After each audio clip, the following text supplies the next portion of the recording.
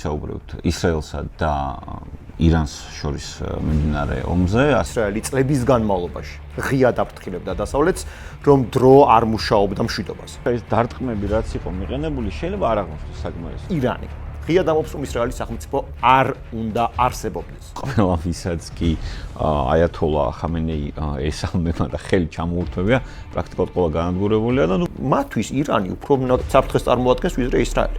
ეხლა ისრაელი აკეთებს დიდ სამსახურს უწევს სხვა სუნიტურ ქვეყნებსაც რა.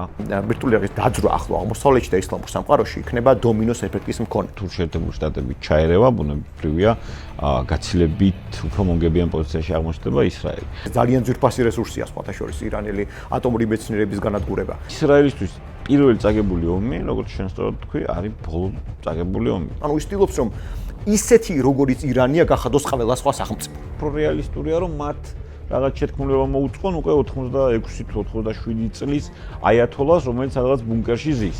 ამიტომაც ირანზე ნდობა საქართველოს მხრიდან მით უმეტეს არ შეიძლება, იმიტომ რომ როგორ აისახება ეს ომი უკრაინაში მიმდინარე ომზე. ირანს შანსი თუ მიეცემა, ის არასდროს არ თქოს კავკასიაზე უვარს. ეს ოპერაცია შეიძლება გაცილებით დიდხანს გაგრძელდეს და ამას აღარ ეყოფა ისრაელის რესურსი.